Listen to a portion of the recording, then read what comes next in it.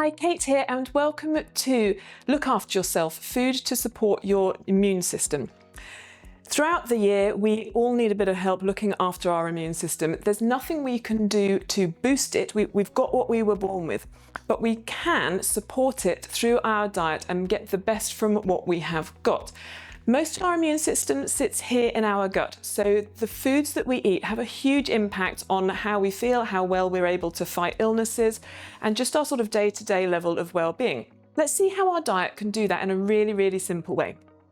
The first thing we need is variety. We need to get a real broad range of foods in our diet to make sure we're getting all of the nutrients that we need for us to function as well as we can. The particular heroes in this situation are our fruit and veg.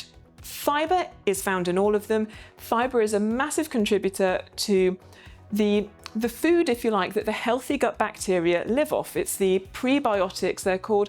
This is the stuff that the bacteria need to be plentiful and to be working really well to keep us healthy. As a sort of general rule, the stronger the colour of the fruit and veg you're eating, the more antioxidants or the more active ingredients it's bringing to you, and it's doing you even more good. So if we can, we start with things like getting berries into your day, raspberries, blueberries. They can be frozen, they don't need to be the fresh ones. I know fresh raspberries last about 24 hours at home, so totally get the frozen ones if that's better.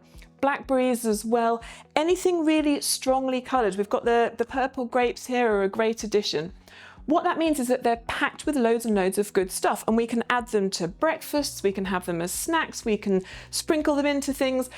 Just to be mindful that if we can include as much bright coloured, strongly coloured fruit as we can, that's a really big tick. How else can we support our immune system? Well, let's think about veggies. Again, in this sort of salad pot, we've got peppers, we've got tomatoes, lovely, lovely colours, and all these different colours bring different things to the party. There is a phrase about eat the rainbow, and the more we can do that, the more we're likely to tick all the boxes and get as much good stuff into ourselves as we can. Think also on the veg side of things like beetroot, really strong colours there, lovely colours in radishes if you're on the purple end of things, the dark green veggies, the sprouts, the kale, the spinach, rocket, all of those lovely stuff that we can put into salads, add to your dinners, hide in your dinners if that's the way you're going with it, but as much as you can to boost your fibre content. Pulses play a huge part in this. Beans and pulses, lentils, all that kind of thing. Again, high in fibre, as we know, and another great source of these prebiotics for our healthy gut bacteria. Really easy to include. Who doesn't like a baked bean? But also things like these tinned beans are really cheap. Half a tin of those added to your lunchtime salad or put on the side of your dinner. Really great and easy way to boost your fibre content. Switching our bread and pastas and our carbohydrates to the wholemeal versions is another good way to level up the fibre content. This sort of bread here is such a great choice. It's a wholemeal flour, so it's a whole grain one. It's got added seeds in it, which again brings the fibre up. Seeds are also really great for our digestion and to keep everything moving really nicely, so a great addition too. If you're currently on a sort of plain white bread as your one of choice, give it a go. It doesn't have to be all singing or dancing, but just switching to a wholemeal one can really boost your fibre intake. Also, being higher in fibre, it makes it more satisfying and it's just a bit nicer to eat, bit different. If you're not used to it, go slowly increasing your fibre. Also, it can cause symptoms, let's say, things like discomfort, flatulence, and all of that, which is not what we want. So go slowly if you think your fibre is quite low. There's another source of our healthy bacteria support, which is in the form of probiotics. Now, these are the live bacteria that actually enter your gut and boost the population that's already living there.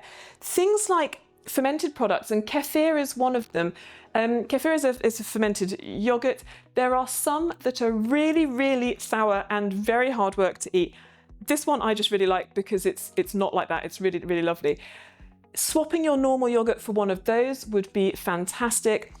But even normal standard yogurts, Greek yogurts, again, looking for the ones that aren't high in added sugar, but yogurt in itself is a fantastic thing to include for its probiotic potential, for this source of healthy bacteria. These all together look great. You've got your rainbow colours in there. These sorts of foods, if you can get these into your diets, will be a massive support to your immune system. Might take a little while for you to see the benefits, but that's a great reason to start sooner rather than later.